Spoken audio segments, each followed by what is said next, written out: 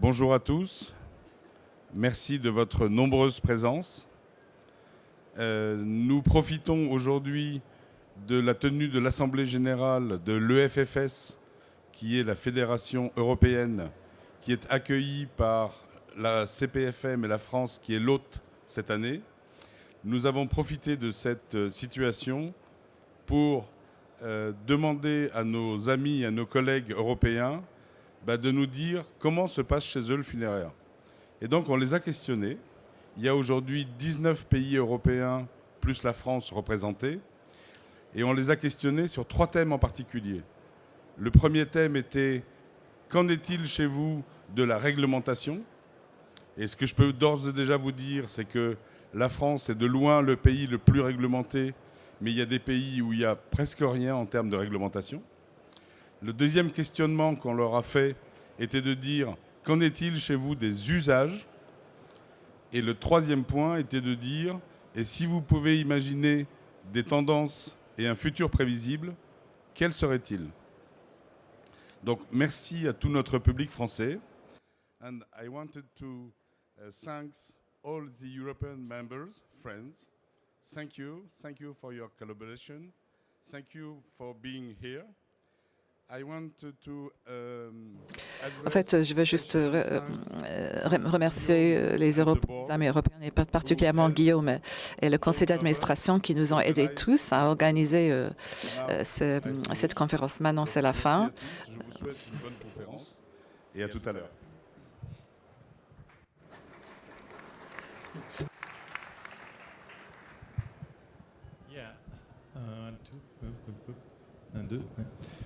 Thank you, Richard. Merci Richard. Donc, je suis désolée pour ce qui se passe. Vous avez votre traduction. Je suis désolée, je ne vais pas parler français aujourd'hui. Je parle en anglais parce que le langage de l'EFFS, c'est l'anglais. J'espère que ça va. Une petite présentation de EFFS. EFFS, c'est une fédération européenne des services funéraires qui a été créée en 1996 par 2 organisations principales. À l'époque, il y a une seule organisation maintenant pour le secteur privé et le secteur public pour les services funéraires. Nous avons presque tous les pays, à part l'Angleterre, qui vont faire le Brexit. C'est-à-dire qu'ils nous ont quittés avant le Brexit officiel, mais à part l'Angleterre ou le Royaume-Uni, nous avons tous les pays principaux de l'Europe. Nous allons vous présenter une vue globale de nos services en Europe. Nous avons fait un sondage, comme Richard a mentionné tout à l'heure, et nous allons vous présenter les réponses et les points marquants de ce sondage. Comme j'ai dit, le FFS, nous avons à peu près 100 membres dans 29 pays, et nous avons également beaucoup de choses à faire, mais nous avons accompli quelque chose qui nous rend très fiers. C'est un standard, une norme. Nous avons établi la première norme pour ces services, pour les services en Europe. C'était la première norme européenne, lancée en 2005. Nous l'avons révisée en 2015. Et ça a été publié il y a quelques semaines, le 1er novembre. Cette norme est très importante. Ça ne surpasse pas, ça ne domine pas sur la réglementation, mais c'est une norme européenne qui va prévaloir sur les normes nationales. Et ça, c'est quelque chose de très important dans notre secteur, c'est d'avoir des pratiques en commun. Voilà la carte avec les pays qui ont répondu à notre sondage. Et maintenant, nous allons parler de la réglementation. Un bon exemple, en France, dont nous avons déjà parlé, c'est le certificat de décès. En France, ça va à partir de l'année prochaine normalement, mais dans d'autres pays, par exemple le Portugal, c'est déjà mis en œuvre, c'est le certificat électronique. La digitalisation la numérisation est très importante. Et il y a certains pays qui sont très en avance et d'autres pays qui même n'y pensent pas. Ils ne pensent pas à cette problématique pour la numérisation. On va dire que dans certains pays, nous savons que, par exemple, en France, nous avons 6 jours pour procéder à des funérailles, mais en Suède et dans d'autres pays, ils ont 1 mois pour pouvoir organiser leurs funérailles ou les obsèques. Pour vous donner une idée générale, je voulais juste expliquer que c'est différent selon les pays.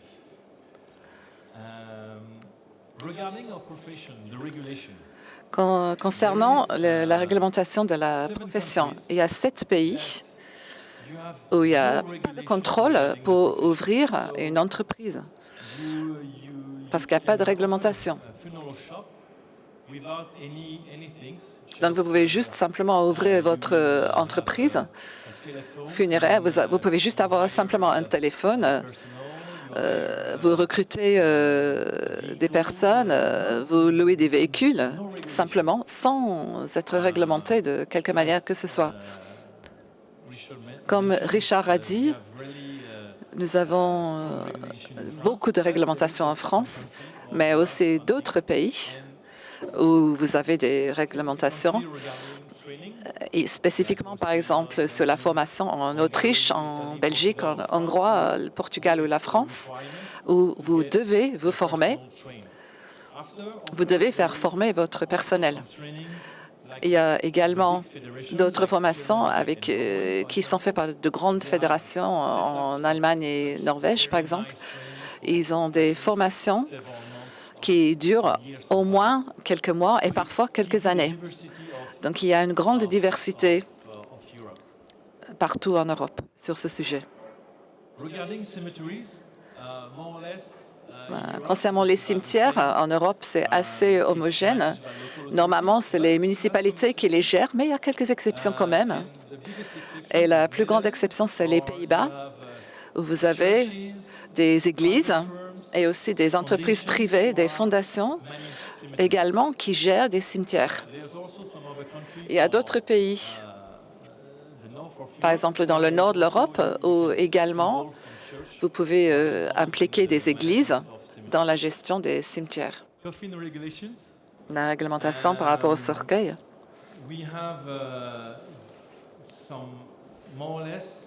Plus ou moins, tous les pays ont des réglementations concernant les cercueils. C'est-à-dire que la réglementation dit qu'il faut un cercueil pour faire une inhumation ou une crémation.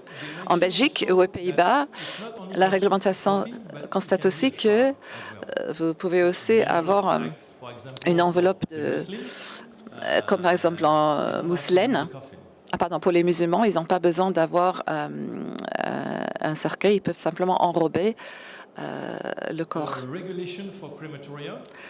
Pour les crématoriums et la réglementation en Europe, la gestion est publique ou privée, c'est-à-dire par la municipalité ou des entreprises privées. Et seulement en Norvège et en Suède, c'est simplement l'Église ou la municipalité.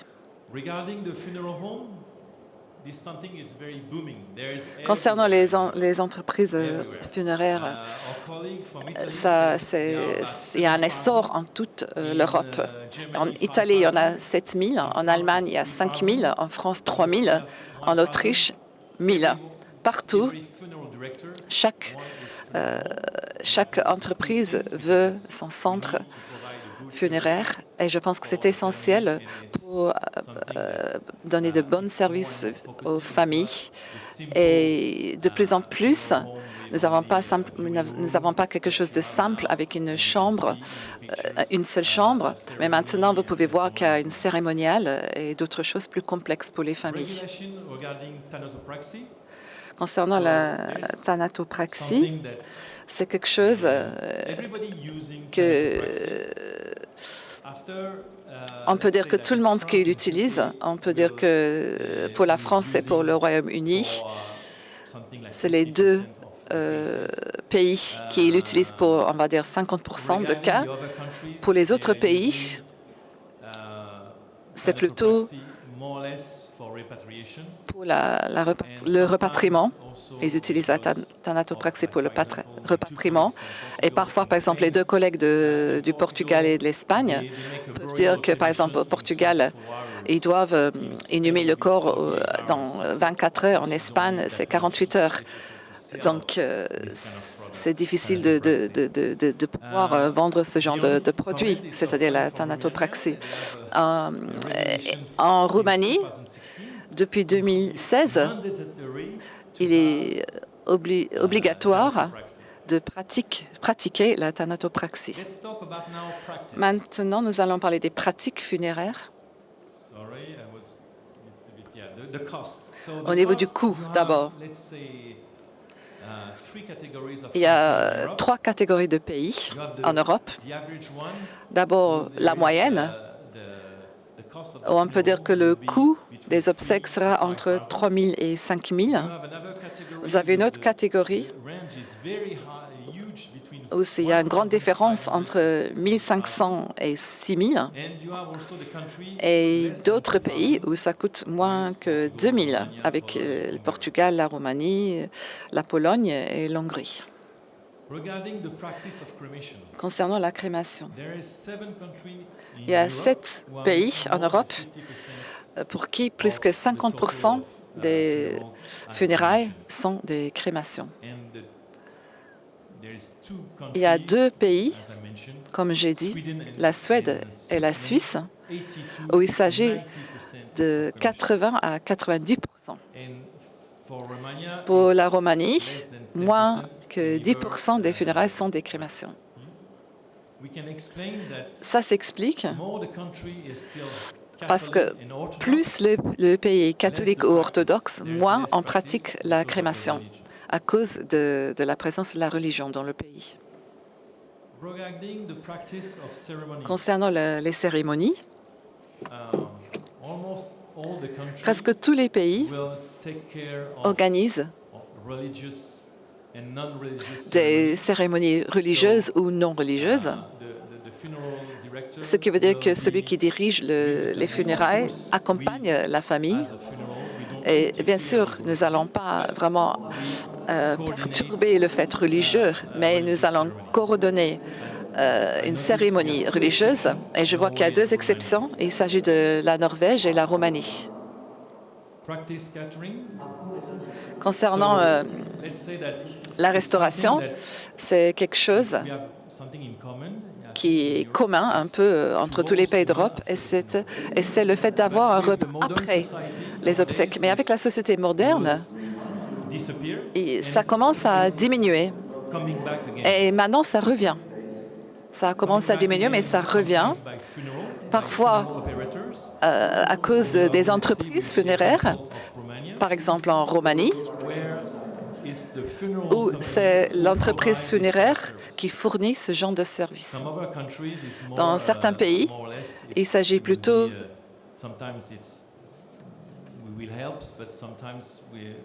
parfois l'entreprise va aider, mais parfois on demande à ce que la famille consulte une entreprise spécialisée dans la restauration. Concernant le soutien, ça veut dire comment nous aidons les familles concernant le soutien psychologique.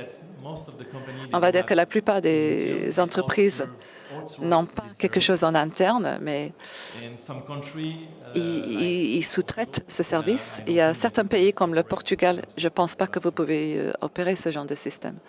Ce n'est pas possible de faire fonctionner ce genre de système chez vous. Concernant les pratiques administratives, la plupart des pays en Europe offrent d'aider la famille avec la paperasse, sauf la Suède où les entreprises funéraires offrent un soutien par rapport au testament. Et ça, c'est unique en Europe. Normalement, quand nous posons la question à la plupart des pays en Europe, nous demandons à la famille si... D'accord. Dans la plupart des pays, si on parle du testament à la famille, ils doivent consulter un avocat. Mais en Suède, c'est permis à l'entreprise funéraire d'aider avec le testament. Par rapport au digital, nous avons vu dans notre sondage qu'il y a peu d'entreprises qui offrent ce genre de service. Et beaucoup y pensent. Tout le monde y pense, mais on ne fait pas beaucoup. On n'offre pas beaucoup de services de ce genre. Mais il y a, par exemple, dans certaines cérémonies civiles, il y a une possibilité d'accès pour regarder la cérémonie par l'Internet. Peut-être aussi la possibilité d'enregistrer la cérémonie. Donc, ce genre de service commence à exister. Mais je pense que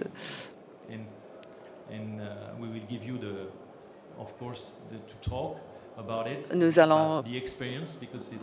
pouvons parler de ça, mais c'est important que chacun d'entre vous puisse partager son expérience là-dessus. Je pense cependant que le développement du digital et de l'intelligence artificielle va profondément changer notre environnement de travail à l'avenir. Je ne sais pas quand ça va venir, mais je sais que ça va se passer. Vous allez voir autour de nous que toutes les entreprises ont déjà été touchées. Toutes sortes d'entreprises ont déjà été touchées par la digitalisation. Donc, par exemple, en ce qui concerne les pratiques digitales, on peut dire que chaque pays a commencé quelque chose, mais pas à la même vitesse. Nous avons parlé déjà du certificat de décès, mais ça dépend aussi de la stratégie politique du pays, au niveau national ou au niveau local. Il y a beaucoup de pays qui gèrent ça au niveau régional. Et nous pouvons voir, par exemple, en Suède et en Norvège, ils sont très en avance à cause de la volonté des autorités publiques. Donc, les pratiques et les alternatives. On va être clair, aujourd'hui, il n'y a que deux pratiques en Europe, l'inhumation et la crémation.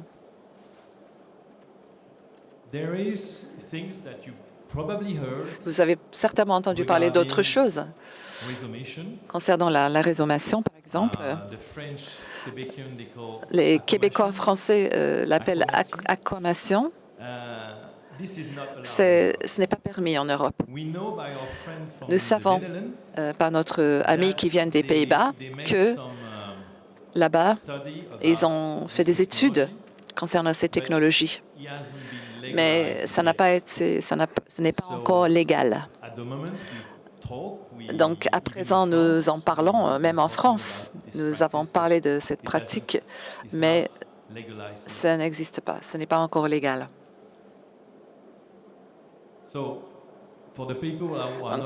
Pour ceux qui ne savent pas ce que c'est que la résumation ou l'aquamation, le corps est mis dans un vaisseau pressurisé qui est rempli d'un mélange d'eau et d'hydroxyde de potassium. Et c'est une pratique utilisée déjà au Canada et dans à peu près 70 États aux États-Unis. Il y a d'autres pratiques dont vous avez entendu certainement parler. Humusisation en français, human composting. Humusation, human composting in English. Donc, aux États-Unis, dans l'État de Washington, c'était le premier État qui a permis humusation. Qu'est-ce que c'est? Le concept, c'est de placer un corps entre des couches de nourriture et de feuilles, et au bout d'un an, les parents peuvent récupérer ce compost pour l'utiliser comme compost. Et c'est quelque chose on peut dire que c'est des funérailles écologiques. Et je sais qu'il y a eu des expériences en Belgique, en Wallonie, avec des animaux, avec des cochons.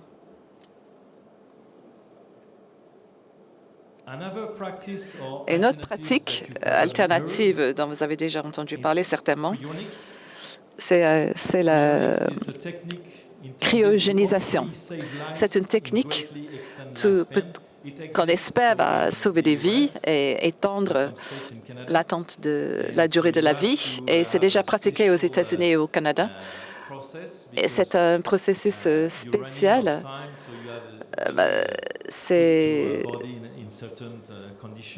Et il faut mettre le corps dans une certaine condition. Il y a un centre, je pense que ce centre se trouve à Détroit, pour préserver le corps en espérant qu'un jour, qu'il y aura une solution pour revenir, pour ressusciter ces personnes, ces corps. La dernière alternative, c'est la promotion. C'est un concept développé en Suède en 1997. Ils ont établi une entreprise, mais qui n'a pas connu le succès. Vous pouvez faire des recherches sur l'Internet pour chercher des explications.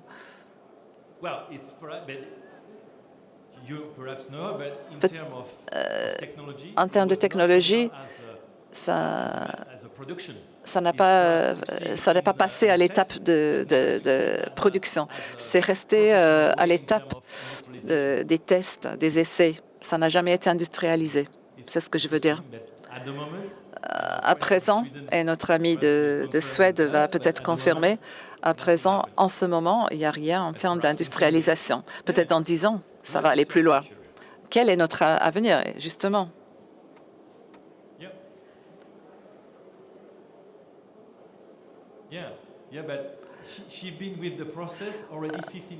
Apparemment, il y a quelqu'un qui a travaillé ce processus pendant 15 ans. Il n'y a rien qui a été vraiment, qui en est vraiment sorti. Merci pour cette intervention. Quel est notre avenir? Les obstacles de demain. Donc, quand on pose cette question aux 14 pays, quand nous avons posé la question aux 14 pays, il y a différentes idées qui sont sorties, qui nous permettent de dire que les pays en Europe ont dit que nous avons plus de professionnalisation. Il faut quelque chose de plus personnel pour les cérémonies et plus de transparence. Nous savons qu'il y aura une augmentation des crémations, des services en ligne. Nous savons également, comme j'ai dit, qu'il y aura le numérique arrive, mais c'est quelque chose qui doit être combiné avec l'aspect humain. Et je pense que même si le digital arrive, le numérique arrive, dans nos services, on a encore besoin du côté humain. Et je pense que dans un avenir proche, je pense que nous serons plus concentrés sur la famille. Et la famille va parler plus aussi des produits écologiques, améliorer, avoir un label de professionnel, etc. Avant de rendre le micro, si vous avez des questions, nous sommes ici devant et à mes collègues là-bas. Si vous avez des questions avant que je ne rende le micro, ou peut-être des témoignages concernant la réglementation ou vos pratiques, si vous voulez partager quelque chose, vous pouvez. Soyez libre. Sinon, nous allons passer à la prochaine présentation. Ah, il y a une question. Désolé, on n'entend rien.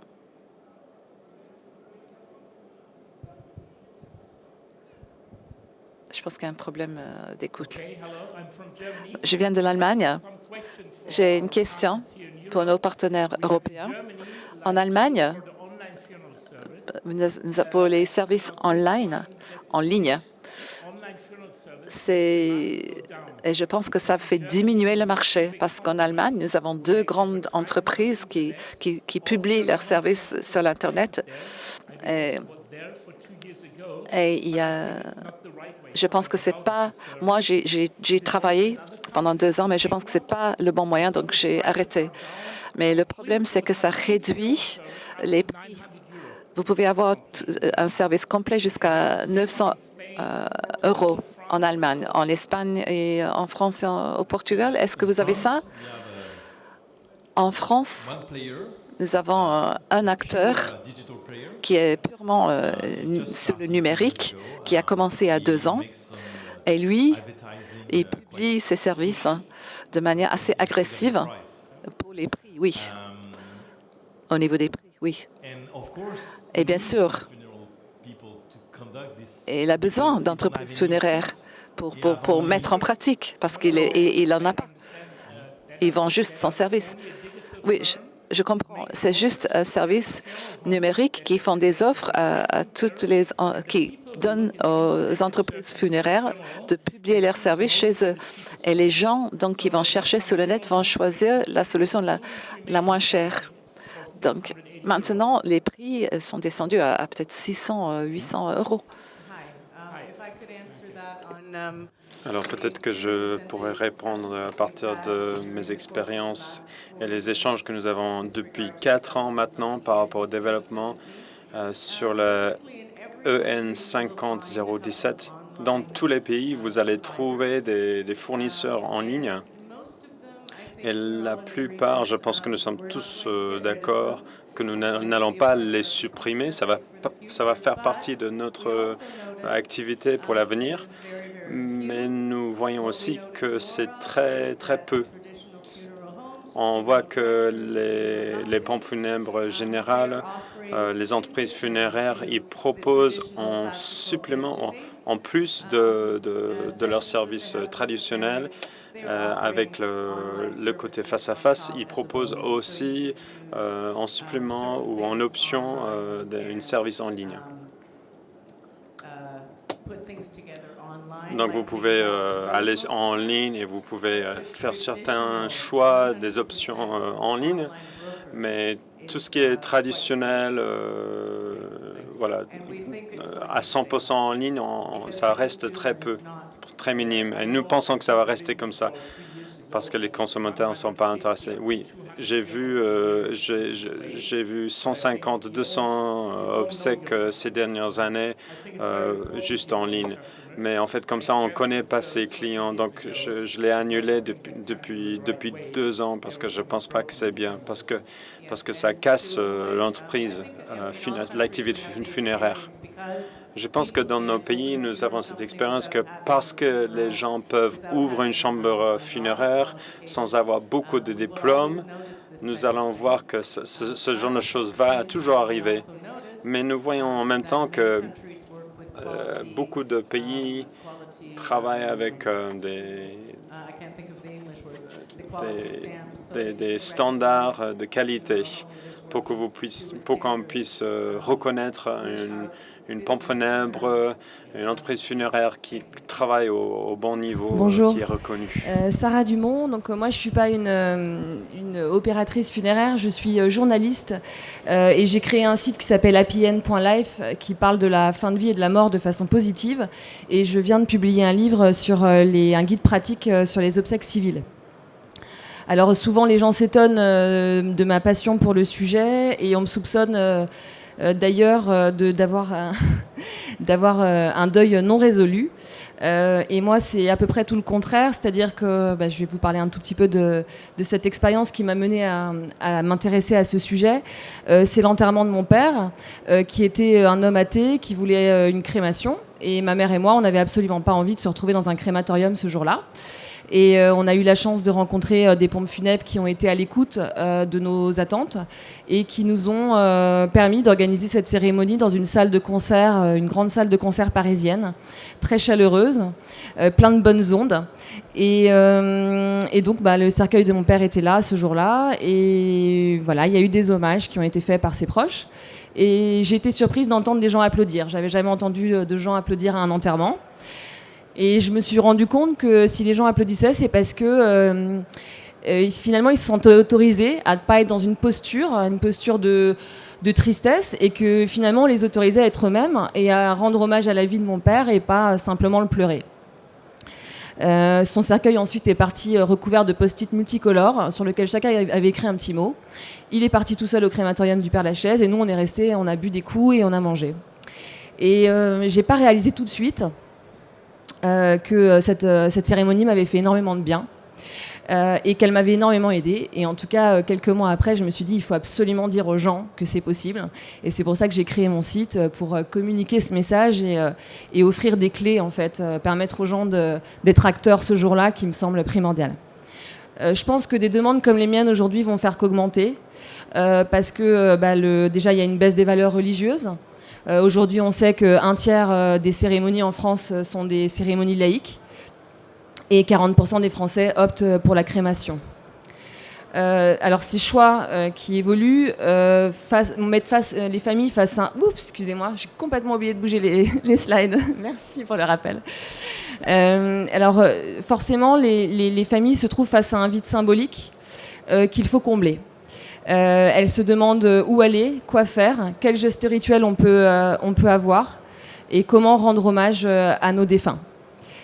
On sait que il y a des rites à réinventer pour éviter justement ce vide. On voit que les familles, même si elles veulent des enterrements laïques, elles veulent une cérémonie personnalisée qui ressemble à leurs défunts. Et 70% des personnes qui ont pris part à l'organisation de la cérémonie de leurs proches ont ressenti un impact positif sur leur deuil, comme ça a été mon cas. Donc je pense que fort de ces résultats, les opérateurs funéraires vont avoir une nouvelle mission et finalement ils vont devoir vraiment se mettre dans un rôle d'accompagnant. Ça va être donc vraiment d'accueillir des demandes particulières, d'être capable d'entendre ces demandes, alors du coup forcément de se dégager du temps, hein. Je sais bien que les opérateurs funéraires sont très occupés. Je pense comme on disait, la digitalisation et l'intelligence artificielle va permettre finalement de se dégager de tâches redondantes, administratives assez lourdes, et qui va leur permettre d'être plus disponibles et plus à l'écoute des familles, et du coup d'offrir une offre plus personnalisée. Du coup de leur permettre finalement d'être des sortes de coachs funéraires. Je pense aussi que ça va passer par l'investissement de nouveaux lieux, que ça soit des lieux qui ne soient pas que dédiés à la mort, que des lieux qui sont où on est dans l'austérité, je pense que les gens demain n'auront pas tous envie d'aller dans un crématorium pour organiser leurs obsèques ni dans un cimetière. Je pense que ça peut passer par les communes. Il y a des associations laïques qui travaillent sur ce point. À Nantes, par exemple, il y a 16 communes qui offrent des salles gratuitement ou pour quelques centaines, moins de 100 € aux familles pour organiser des cérémonies. Et je pense que c'est aux opérateurs aussi funéraires d'aller voir ces communes et de faire de lobbying pour que ces salles soient disponibles de plus en plus pour les familles. Et je pense aussi que demain, peut-être comme au Canada, on pourra organiser des cérémonies dans des golfs, dans un espace nautique ou encore dans un théâtre ou une salle de concert. Voilà, je pense qu'il faut vraiment que les enterrements demain peut-être aient davantage lieu dans des lieux de vie, quoi. Voilà, tout simplement. Après, je pense aussi qu'il faut être dans la créativité. Être capable, donc je l'ai dit, d'entendre les demandes particulières, mais aussi s'inspirer des autres cultures. Là, par exemple, je vous ai mis une photo de mandala, un mandala de fleurs, inspiré de la culture indienne et tibétaine. C'est tout simple, c'est vraiment une idée toute bête qui coûte rien. On prend ce qu'il y a autour de nous, les feuilles mortes, les marrons, mais finalement, on permet à toute une famille d'avoir un moment de communion et de réaliser un dernier geste d'hommage pour son défunt. Et je pense aussi que toutes ces idées, elles peuvent naître de communication entre opérateurs funéraires, de créer des formes de labs, des laboratoires, où on expérimente, on s'inspire d'autres cultures, on échange sur ces pratiques, on teste.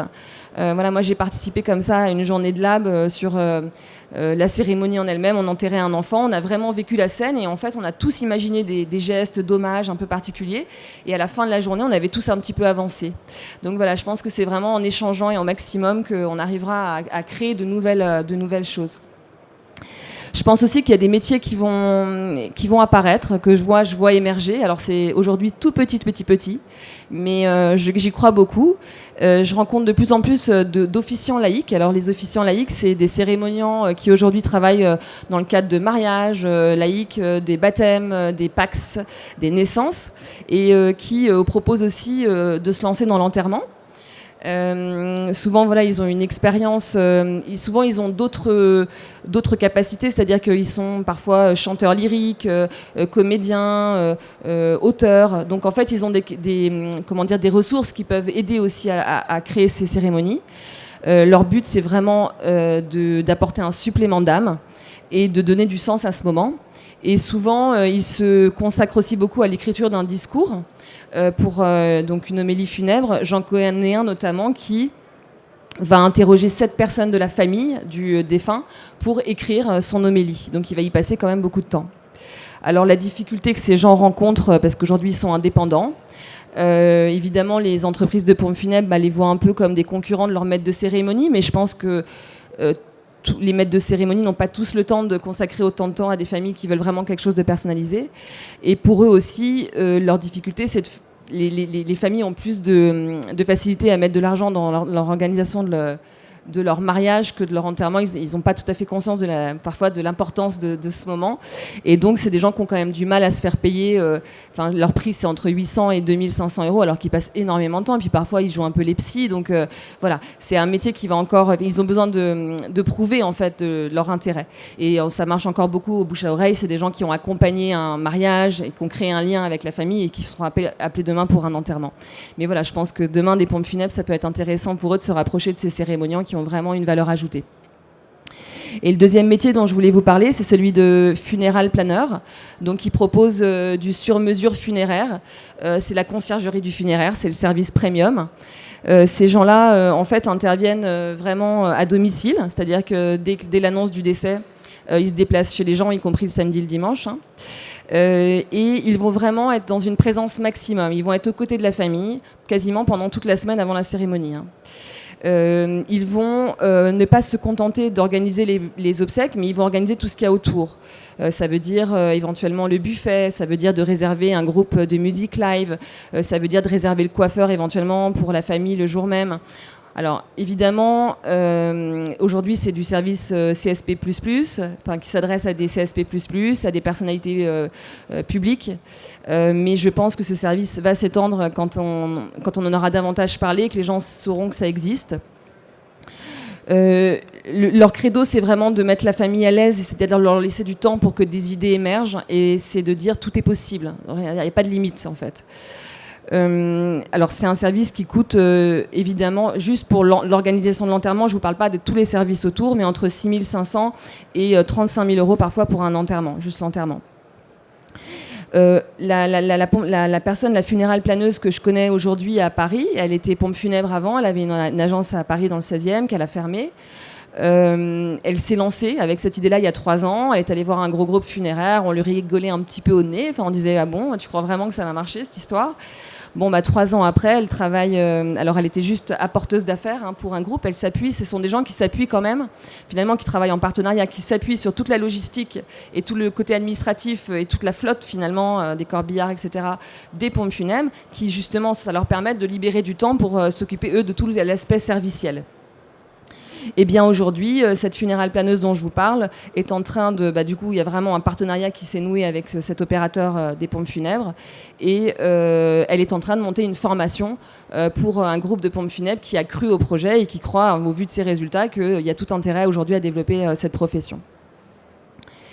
Et pour finir, je voulais vous parler d'une tendance, mais pour le coup qui est plus chez nos amis anglo-saxons, qui ont une façon de vivre la mort un petit peu moins, on va dire, moins dans l'austérité que nous. Et chez qui existent les fun eras, donc des fêtes d'adieu organisées de son vivant, donc auxquelles on peut participer. C'est quand même sympa de pouvoir participer à sa fête d'enterrement. L'idée, c'est, par exemple, le premier visuel que vous voyez, Surprise Invite, c'est une femme qui a lancé ça parce qu'elle avait une fille de 16 ans qui était atteinte d'une leucémie, qui rêvait d'être une star. Et avant qu'elle meure, elle lui a organisé une super fête avec tapis rouge, paillettes, coiffeurs. Il y avait même des photographes qui pouvaient la shooter. Et elle a vu le sourire de sa fille irradier toute la soirée. Et elle s'est dit, il faut absolument que je propose ce service. Et c'est aussi une façon dans ce qu'elle explique, c'est aussi une façon de soulager les proches. C'est-à-dire qu'au moins, on est acteur jusqu'au bout. Et les gens ne sont pas là à se dire, est-ce qu'elle voulait une inhumation, est-ce qu'elle voulait une crémation, oh là là, mais je ne sais pas si elle voulait être là. Là, au moins, ça se passe de son vivant. Et les deux hommes que vous voyez en dessous, ce sont deux Anglais qui ont créé Flower Power Funerals. Donc vous voyez le corbillard, donc vous voyez un petit peu l'esprit de leur service. Et l'idée, c'est de dire... c'est de répondre à la demande d'un Anglais sur 10 qui souhaite des funérailles qui ne soient pas traditionnelles. Donc voilà, là on est vraiment dans la fête d'adieu en disant ne pleure pas parce que c'est fini, souris parce que c'est arrivé. Donc pour laisser un message positif à ceux qui restent. Ce qui n'empêche pas les pleurs le jour de l'enterrement. Merci Sarah. Voilà. J'ai fini. Sorry. So yeah, thank you.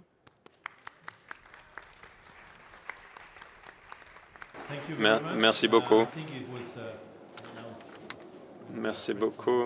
Ça va être maintenant notre ami de la Roumanie. Je pense que c'est très intéressant que vous voyez que tout le monde est entrepreneur en tant qu'entreprise funéraire. Va falloir que nous réinventons notre travail. Si nous faisons la même chose que nous faisons tous les jours, nous allons mourir. Vous voulez dire quelque chose, je pense.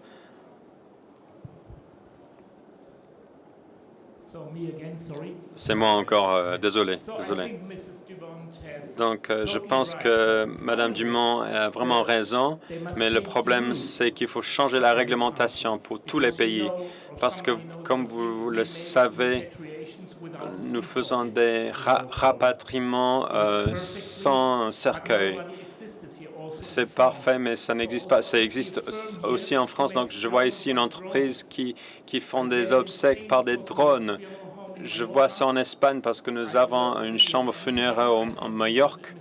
Nous travaillons avec une entreprise là-bas. Je pense que M. Vinas connaît cette entreprise. J'ai eu l'idée il y a 5 ans, mais personne n'a répondu à cette idée. Il y a beaucoup de clients ici. Je pense qu'ils ont beaucoup d'idées pour les obsèques de l'avenir, mais personne n'a changé les règles. Et je pense que ça, c'est vraiment important. C'est nous, ensemble, nous devons travailler pour changer les règles. Merci beaucoup pour ce commentaire. L'un des buts de l'EFFS, c'est de travailler effectivement sur cette question. Tous les pays ont leur propre réglementation. Même dans les pays, les différentes régions ou les cantons ou les provinces, ils ont chacun leur réglementation à eux.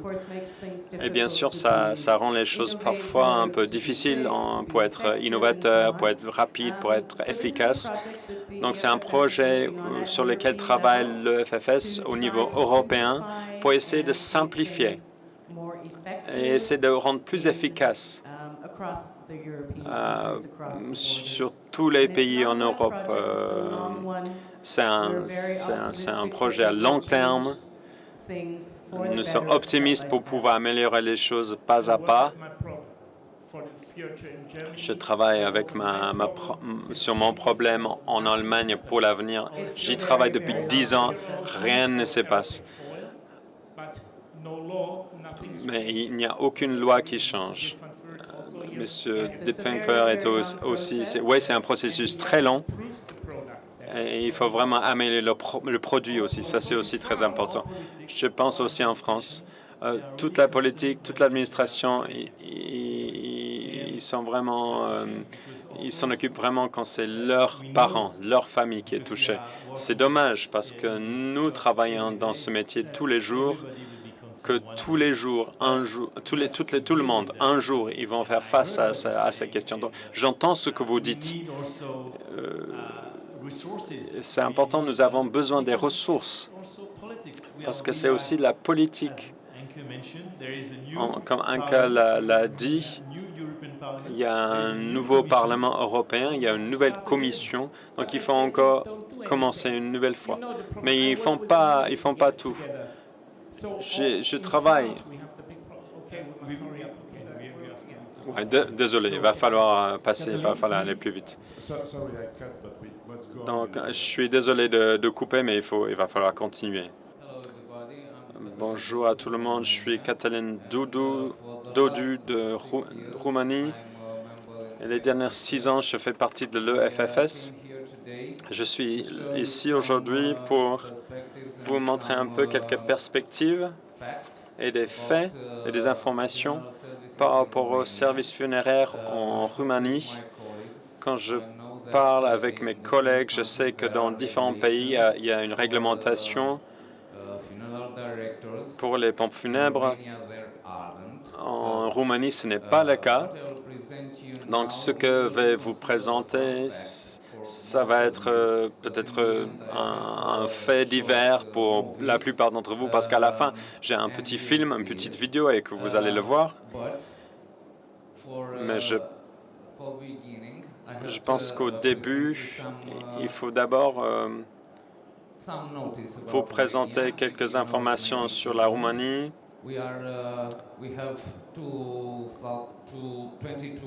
Nous avons une population de 22 millions, mais la plupart, 4 millions, habitent en dehors des frontières. Peut-être ici en France, oui, il y en a à Paris.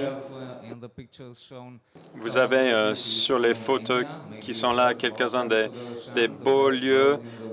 Vous avez entendu peut-être de la meilleure route du monde, et puis le delta de Danube, l'une des plus grands deltas fluviales au monde. Les chambres funéraires et les services funéraires en Roumanie, il y en a, et le secteur est en train de grandir. Nous avons un peu maintenant de réglementation. On a une loi qui est forte, il faut le gérer. D'habitude, une chambre funéraire en Roumanie, généralement, il y a un lieu d'entrepôt avec des cercueils et puis des chapelles, etc. Et puis un secteur de talopraxie qui peut être externe, mais souvent interne. Et puis, je vais vous présenter la chambre de souvenirs. Peut-être vous ne le connaissez pas, mais c'est un aspect un peu de la Roumanie. Mais après quelques diapos, je vais revenir à ce genre de service que nous proposons. Donc, en termes de services proposés, comme dans vos pays, il n'y a rien qui est différent. Il y a le transport, il y a les produits funéraires. Nous vendons ces mêmes choses. Il y a la restauration et la thanopraxie. Ce que vous voyez dans les images, c'est ma chambre funéraire. C'est un lieu d'entrepôt de funéraire. Vous voyez ça sur la droite de la photo, c'est grand. Puis il y a 3 chapelles. Et puis sur la gauche, nous avons une salle de souvenirs. On va parler des taux de bénéfices en Roumanie pour le secteur funéraire. Comme vous pouvez le voir, les ventes en termes de produits funéraires, c'est à peu près 10-15%. Après, il y a la thanopraxie. C'est un secteur important pour le transport funéraire. Comme dans votre pays, c'est un quart. Et comme vous pouvez le voir, une grande partie du camembert, c'est la restauration. Ça veut dire quoi? Nous sommes un pays très orthodoxe. 86% de personnes en Roumanie sont orthodoxes. Le reste, c'est des catholiques et d'autres religions. Dans la religion orthodoxe, la mort, c'est la séparation de l'âme, l'esprit, et le corps, c'est ce qui est matériel. Comme je le cite de la Bible, le corps va dans la terre et l'esprit va à Dieu. Donc c'est très important pour la famille qu'après l'enterrement, pour rendre la transition de la vie matérielle vers l'immortalité plus facile pour le défunt, le but, c'est de rendre ça plus facile pour eux. Donc, pour faciliter cette transition et pour demander à Dieu de pardonner les péchés du défunt, les gens proposent des repas de commémoration. C'est comme donner quelque chose gratuitement pour que l'âme soit acceptée dans le ciel et dans le paradis. C'est une ancienne tradition, une tradition très vieille, mais c'est très forte en Roumanie et c'est très fréquent en Roumanie. Chaque obsèque, après chaque cérémonie des obsèques, il y a toujours cette tradition après. Le mot qui a dit que tout est charité. Ce mot charité, caritat en roumain. C'est la même chose dans tout le monde latin. C'est un peu le même mot. La charité, c'est ce qui est important. Ce mot charité, ça ne va pas dire... Ce ne va pas dire ce qui se passe dans cette chambre de souvenirs ni dans le repas de commémoration. Comme je l'ai dit déjà, les gens doivent donner quelque chose gratuitement pour que l'esprit, pour que l'âme soit acceptée. D'habitude, cette restauration se prépare et se fait après chaque enterrement. Chaque enterrement est suivi par un repas. Et il peut y avoir 30, 40 personnes ou plus. Donc, comme vous pouvez le voir, immédiatement après l'enterrement, après 40 jours, quand on peut considérer dans notre religion que l'esprit va vers Dieu, après 6 mois, après chaque année, jusqu'à 7 ans après la mort. Donc, c'est vraiment important pour nous, en tant que pompe funèbre, d'avoir ce genre de service de restauration avec une salle où on peut préparer des repas. Parce que, comme vous l'avez déjà vu, 50% des bénéfices, ça vient, en tant que pompe funèbre, ça vient de cette catégorie, ce repas. Ce repas se compose généralement de trois plats. Comme je l'ai déjà dit, je vais vous montrer quelques images. Oui, s'il vous plaît. Donc, il y a trois plats. Il y a d'abord les apéritifs. Et puis, le deuxième plat, c'est une sarmale traditionnelle roumaine. Et puis, le troisième, c'est toujours du poulet avec le riz. Le troisième plat. Après chaque enterrement, c'est ce type de repas, ce type de plat, le troisième plat, qui est proposé avec la viande. Après chaque enterrement, dans les autres repas, non. Mais la première viande, après l'enterrement, c'est toujours comme ça.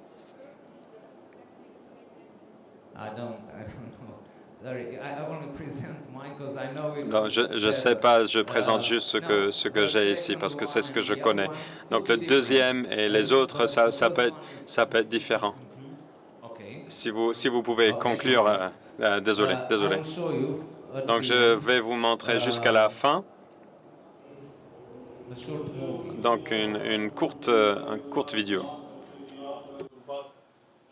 Viață limitare în sus, Doamne, odihnește sufletul adormitului robitului Ioan.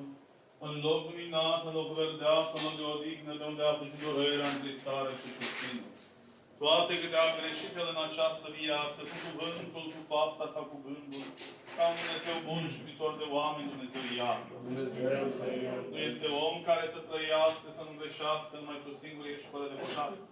Dreptatea ta este dreptate în prea cuvântul și adevărul Domnului să ne rugăm. Doamne, miluiește! Mare să numele Prea Sfintei Trei, să numele Prea Sfintei Trei, mare să numele Sfintei Trei, Prea Sfântă. And so on. Et puis ça continue. Voici la tradition en Roumanie. C'est comme ça qu'on gère le secteur funéraire. Donc, si vous avez des questions, n'hésitez pas et merci beaucoup de m'avoir écouté. Merci, Kathleen. Yes, yes, yes. Oui, Usually, when you start d'habitude, quand on commence une entreprise funéraire, la première question qu'on pose d'abord, c'est est-ce que vous avez un lieu où est-ce qu'on installe la salle de souvenirs pour faire la cuisine, pour faire les repas, parce que sans ça, on ne gagne pas de l'argent. Donc, bien sûr, j'ai ma cuisine. Donc, il a 4 employés à plein temps. Et j'ai 5 employés. Et j'ai une image avec les 5 employés qui vous saluent tous. Voici comment c'est en Roumanie. Merci, Kathleen. Donc, je vais maintenant inviter Paolo et Richard de faire un peu plus court si c'est possible. Merci, Paolo. Merci beaucoup.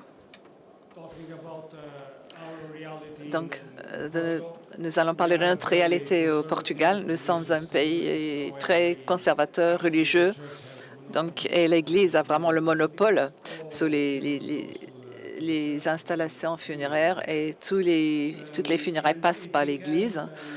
Et la situation est devenue stagnante, sans évolution. C'était resté immobile pendant des décennies. Et ce que je voudrais dire, c'est que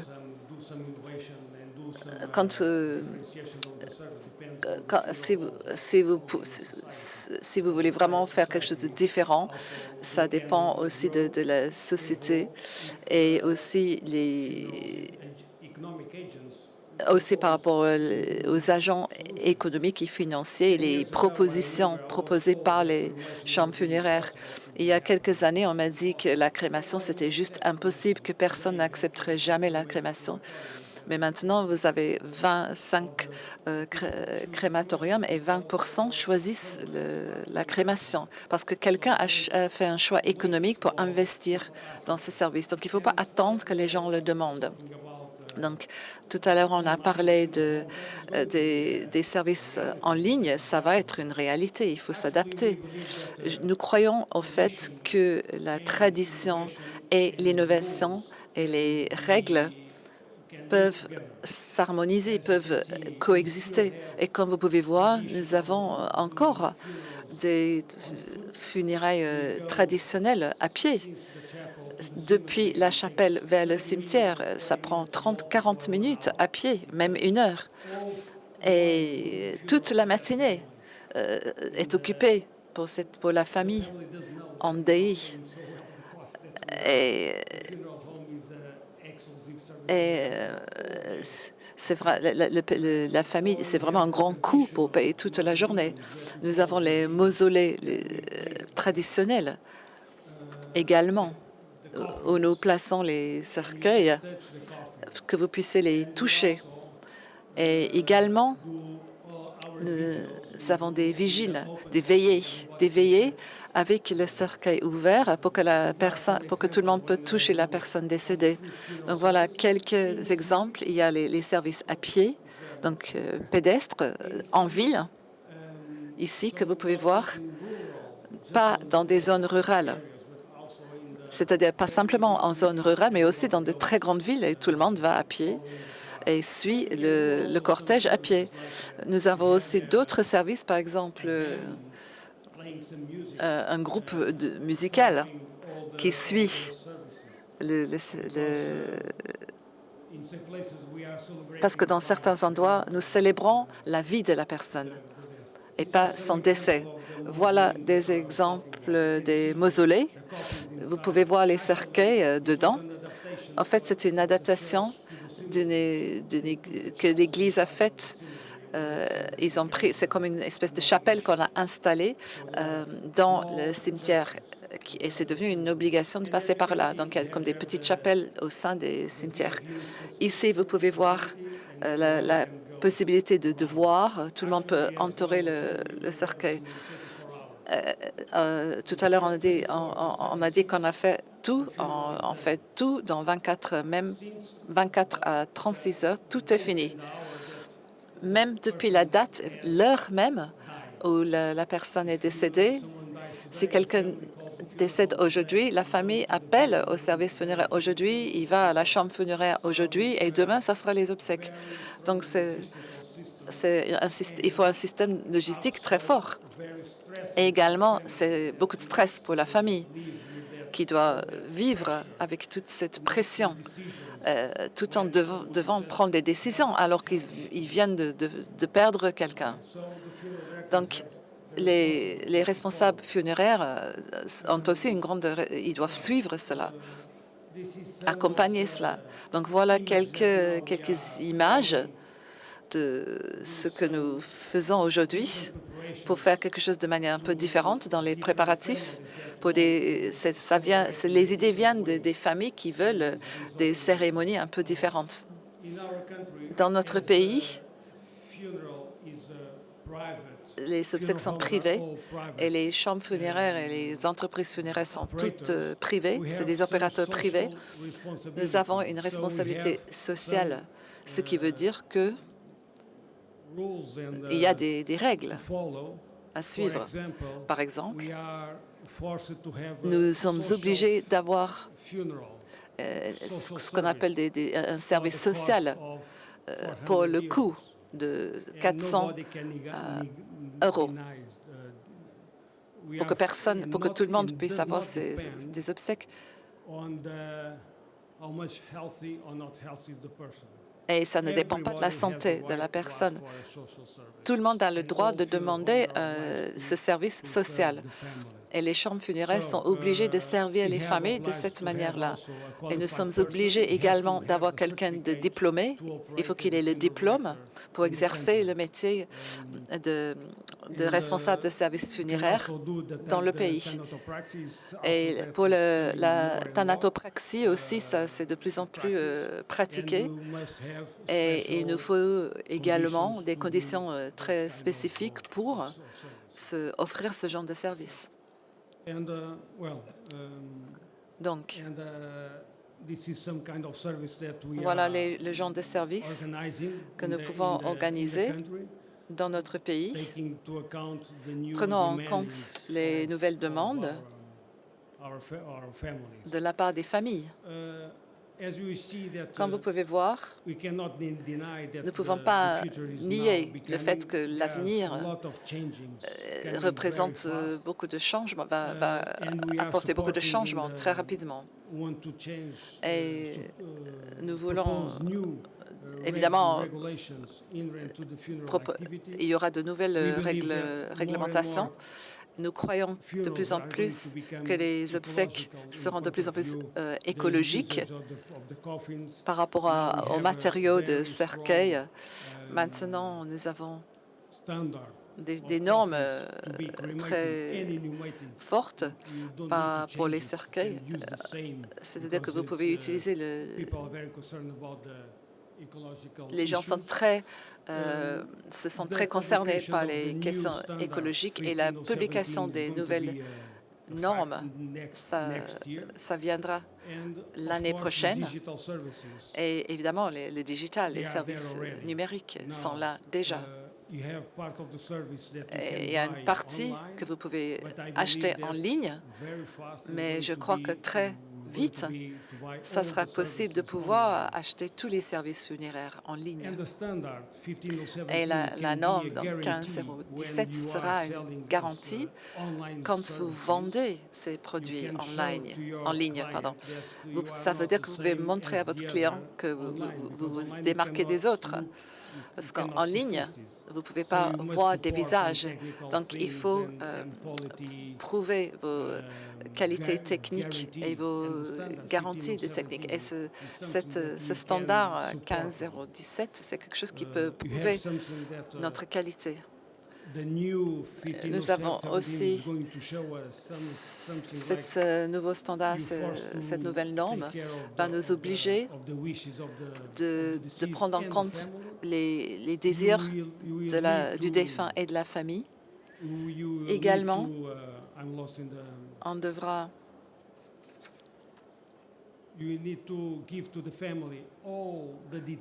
donner à la famille tous les détails, parce que même cette année, tout le monde ne le fait pas. Mais on va devoir donner tous les détails de tous les services aux clients et justifier le service qu'on va fournir.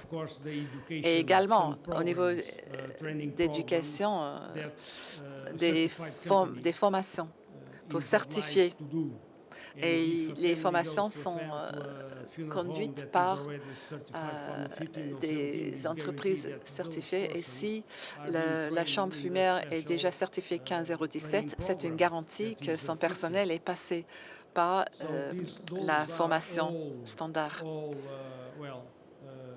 Donc voilà des idées et les normes que nous suivons pour garantir la qualité des services que nous fournissons aux clients. Voilà quelques installations qui sont de plus en plus utilisées et la nouvelle norme va chercher va imposer des investissements de la part des entreprises funéraires et par rapport à la thanatopraxie ou par rapport aux véhicules ou par rapport aux matériaux physiques que vous utilisez pour déplacer le défunt vers la chambre funéraire. Ça, c'est le genre de choses qui sera couvert par les normes. Voilà, j'ai parcouru très rapidement, mais merci. Merci de nous avoir donné cette vue globale de la situation au Portugal. Et maintenant, c'est Jordi qui vient de l'Espagne, qui va nous montrer des choses très intéressantes concernant les chambres funéraires. Si vous pouvez synthétiser un peu, je sais que votre présentation est magnifique, mais il faut juste respecter le timing. Bonsoir. Je pense qu'il y a un aspect très spécifique des bonnes pratiques du secteur en Espagne, comme dans d'autres pays en Europe, comme vous avez dit, qui a profondément changé l'approche et notre manière de travailler. Ça a été ce développement des chambres funéraires, tanatorios en espagnol. Et on a construit beaucoup de bâtiments partout dans le pays. Comme en 2018, il y a 2249 chambres funéraires. Et en Espagne, il y a plus de 8000 autorités locales, municipalités, qui veut dire qu'il y a une chambre funéraire pour chaque 3,4 municipalités. Il y a plus de chambres, 7000 chambres, on peut voir le défunt, et il y a 161 morts chaque jour en Espagne, ce qui veut dire qu'il y a 6,07 chambres par mort et par jour. C'est peut-être trop, mais peut-être que ce n'est même pas réparti de manière égalitaire. Peut-être qu'il y en a 3 dans une ville et dans d'autres villes, il n'y en a rien. Et vous savez qu'il n'y a pas un nombre linéaire de morts pendant toute l'année.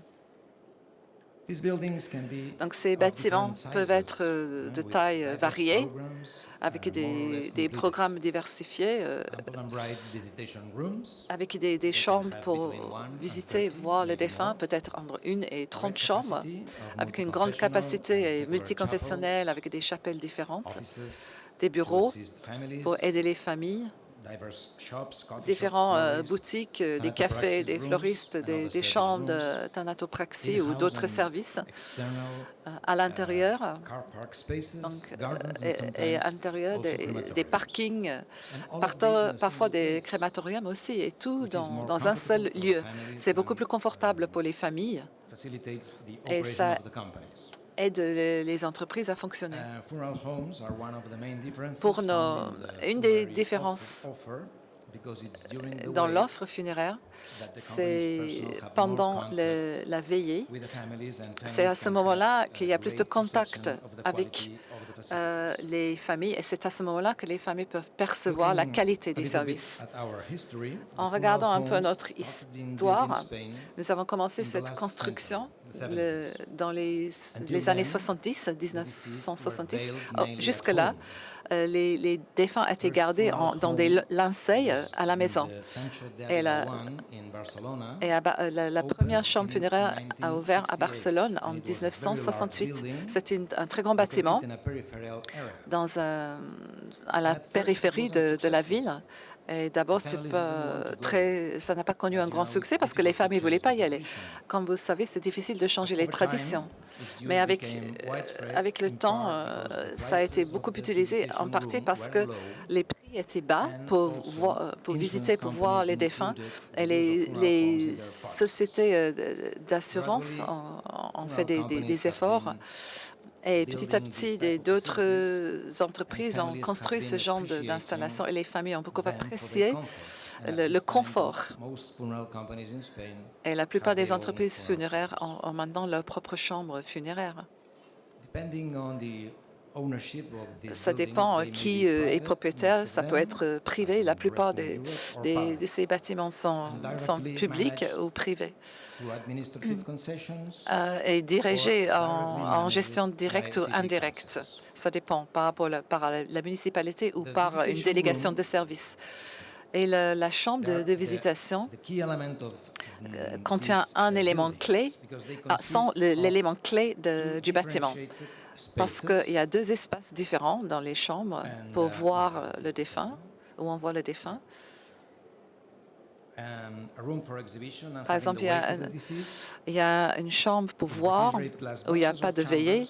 On peut juste voir dans des boîtes réfrigérées ou des chambres réfrigérées avec des températures maximum, 3-4 degrés, avec une place pour que les familles puissent recevoir des gens. Parfois, il y a des toilettes privées ou une terrasse pour faire entrer la lumière naturelle.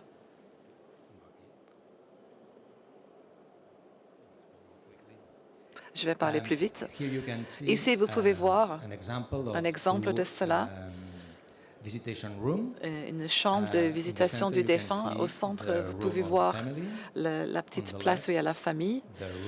Et puis à gauche, la chambre où on peut voir le défunt dans une chambre ou entouré d'une boîte en verre. Et à la droite, vous pouvez voir la salle de bain. Toutes les toilettes. Et dans ces bâtiments, la circulation entre la famille et les visiteurs est séparée de la circulation des services, le personnel de service. Et il y a une chambre au milieu de 2 couloirs. Avec il y a une petite cour avec des fenêtres pour faire entrer la lumière naturelle. Voilà un autre exemple d'une chambre un peu plus simple, mais très typique en Espagne. Maintenant, nous allons parler de certains exemples de chambres funéraires de tailles différentes. Voilà, le Tanatorio de Jove en Gijón. Ça a été conçu par les architectes AC, inauguré en 2015, avec 5 chambres de visite, avec 2800 mètres carrés de surface. Voilà la façade principale. Voilà une autre façade. This is the previous hall of the visitation rooms. Voilà l'entrée Some aux chambres de details of visite the avec stairs. quelques détails des escaliers. The lobby of the building. C'est l'entrée, le foyer, l'entrée du bâtiment. And this is a visitation room. Et voilà une chambre de visite. In the foreground, the room for the family. En avant, vous pouvez voir viewing la place pour la BBC. famille, l'espace pour la famille, et Through a en window. arrière-fond, And, la place où on peut on the voir le right, défunt à travers une the patio fenêtre. for natural light. Et à droite, le patio qui fait entrer la lumière naturelle. This is Voilà. a big building in Barcelona. Un grand Tanatorio bâtiment à Ronda Barcelone, Dal, Tanatorio designed by Rondo de Rivers Dal. Rivers Architects. It was Donc, opened les in architectes, c'est 2006 Rivers et Rivers. Ça a été inauguré en with 2016 20 visitation rooms and two avec chapels. 20 chambres de visite et And, 2 chapelles 1200 et 12 000 12,000 square meters in 12 000 5 mètres levels, carrés, two of them 5 underground, niveaux, 2 with en a big sous-sol car park. avec un grand parking. This is a side facade. Voilà Very une façade slanted street, latérale. as you see. Vous pouvez voir que c'est très en pente. La rue est très en View of the pente garden. avec une vue du jardin. The main facade La façade from the principale, garden, vue on the depuis le first and jardin. second floor Et are le the premier, visitation deuxième rooms with étage, large il y a les terraces chambres de in front. visite avec des grandes terrasses devant. This is the lobby of the Voilà building, l'entrée on the du ground floor. bâtiment au rez-de-chaussée. The previous halls of the visitation Voilà. rooms with the terrace. Vous pouvez on the right. la terrasse à droite, à côté des chambres de visite. An entrance door to a Une visitation porte room, d'entrée à and une on chambre the de left, visite et à an gauche, alcove with a table une alcôve for the avec une table memorial book. pour le livre de Another souvenirs. visitation room. Voilà une chambre de visite, une autre. One of the two chapels, Une the des deux largest. chapelles, c'est la It plus seats grande, 400. avec de la place pour 400 personnes. And this is Tanatorio Et de voilà, León. This is Tanatorio a very León. interesting C'est un funeral endroit home très intéressant because it's built parce qu'il underground, est construit en under a sous-sol, public square. sous Why? la place Because de la it is République. Et located pourquoi? in a residential Parce que area, c'est dans and in Spain, people do un not quartier like to live résidentiel next et en to Espagne, funeral les gens home. n'aiment pas habiter à côté So des the chambres solution was funéraires. to hide it Donc la under solution, water c'était cover. de le cacher It's sous a l'eau. public building, obviously. Évidemment, c'est Managed un in espace concession public. by Memora. Et Memora, c'est la société qui le gère It was sous opened forme de in franchise. 2001. Il a été inauguré and it en was designed by 2001 Jordi Badia and Josep Bal Architects, et with par deux architectes 3,200 espagnols. square Il contient meters, with 3200 10 visitation mètres carrés rooms. avec 10 chambres de visite. The previous hall of the visitation room, and on Voilà the right, le you can le hall see d'entrée how des the chambres de difference visite in et à level droite, is vous pouvez saved voir by a la landscape différence slope, en niveau avec une pente qui crée un effet de Chapel. paysage. not very big. Voilà la chapelle, pas très grande. And this is the Et Tanatorio de c'est Vilcans. Une I autre think it's a building that chambre, stands Tanatorio out de for its Vilcans. double facade, C'est la The double exterior façade qui helps distingue ce bâtiment, maintain the privacy qui aide of the à building maintenir and acts as its own l'aspect screen. privé et aussi bloque le There is soleil. also a crematorium Il y a inside, également un and I crématorium assure that the à l'intérieur architect et made je a peux good- vous great job fitting the assurer que, chimney. le travail de l'architecte View a été of the formidable. previous hall, Voilà, another vous pouvez view, regarder l'entrée double aux chambres de space visite, encore some details of the stairs. un autre angle sur le hall d'entrée, encore And this is a view of visitation room that l'escalier. communicate with the Voici one une chambre de next door visite using qui est mobile communiquant avec panels and celle become d'à a double côté room par des or panneaux a VIP et ça room. devient une chambre double ou une chambre VIP. Another visitation room, Encore and une chambre sound de visite absorbing materials have avec been des used panneaux in absorbants walls and pour ceilings. insonoriser les murs et les plafonds. And finally, Et this is the enfin, new Tanatoria Voilà, Sancho d'Ávila c'est in la nouvelle Barcelona, managed chambre by funéraire Memora. Tanatorio de Sancho de It has Avila, replaced Barcelone, the oldest in qui a Spain, remplacé and la it was built plus next ancienne to it. en Espagne. and it was opened last year. Ça a Very new. été inauguré l'année dernière. C'est There is tout also nouveau. a very big building with C'est 20 un grand visitation bâtiment rooms. avec 20 chambres de visite. And that's it. Et voilà, Thank you c'est very la much. fin. Merci beaucoup.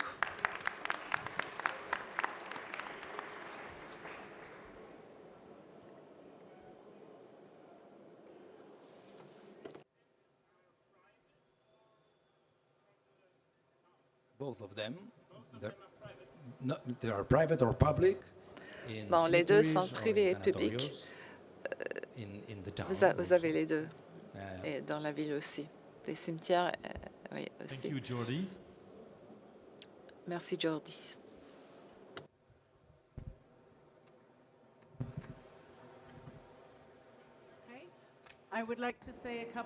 J'aimerais juste dire un mot par rapport à une situation très unique qui se passe en Allemagne et je vous promets que je serai la présentation la plus courte.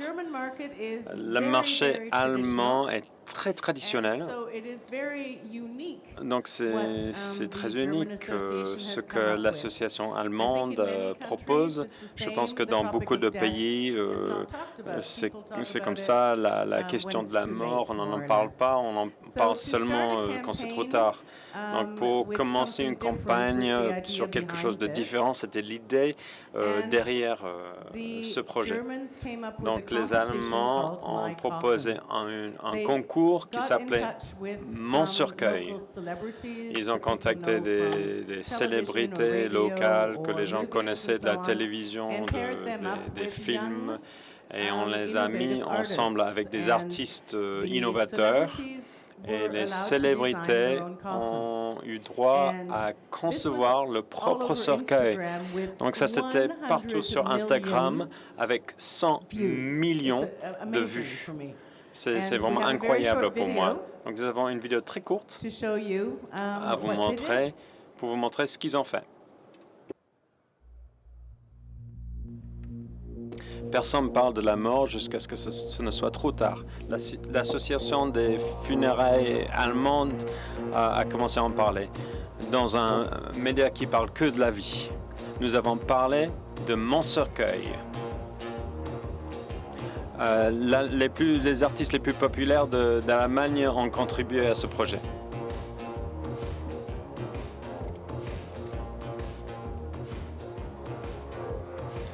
Partager des histoires personnelles sur la mort.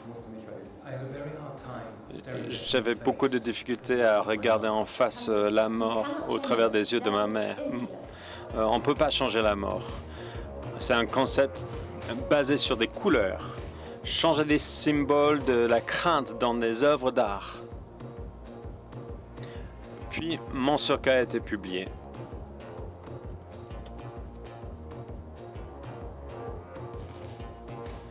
Commencer une conversation que tu n'as jamais vue sur Instagram. On meurt avec sa mort. On va briser les vieilles traditions des cercueils. La mort fait partie de la vie, ça va, on peut en parler. Les médias ont participé. Ces cercueils sont vraiment étonnants. C'est quelque chose à laquelle tout le monde doit faire face. On parle ici de briser des tabous. Un point de démarrage pour une nouvelle relation avec la mort dans la culture moderne. Mon cercueil, gérer la mort dans l'âge des réseaux sociaux.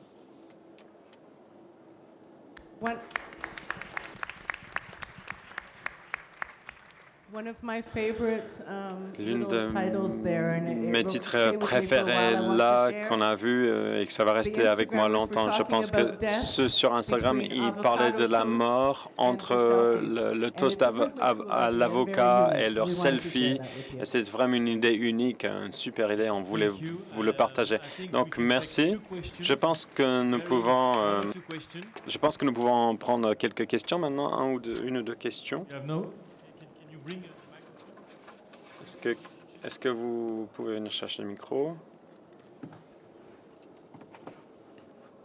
Bonjour. Alors, je voudrais juste poser deux petites questions concernant le rassemblement de tous les pays d'Europe comme ça, à lancer un projet. Je voudrais savoir si vous envisagez pour l'avenir futur de vous retrouver et d'avoir des moyens de communication pour faire des échanges, soit de pratiques, ou d'utilité pour permettre à d'autres vivant ailleurs et qui sont déplacés de pouvoir mourir d'une manière, ou de rassembler des informations concernant les morts sur le sol européen et le fait que la mort nous rapproche tous, puisqu'on est tous amenés à mourir un jour. et ça peut permettre... voilà.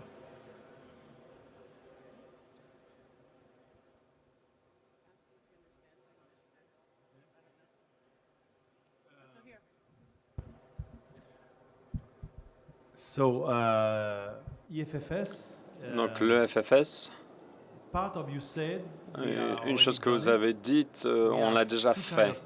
Nous avons deux services. Nous avons notre site web, le EFFS.eu. Vous pouvez le regarder, mais après, il faut être membre pour avoir plus d'informations sur le secteur. Donc, je ne sais pas si vous pouvez être un membre individuel. Et nous sommes vraiment en train de nous poser la question par rapport à ce qu'on va mettre à l'avenir par rapport à les activités, parce que j'ai fait un résumé du sondage, mais il y a encore des choses.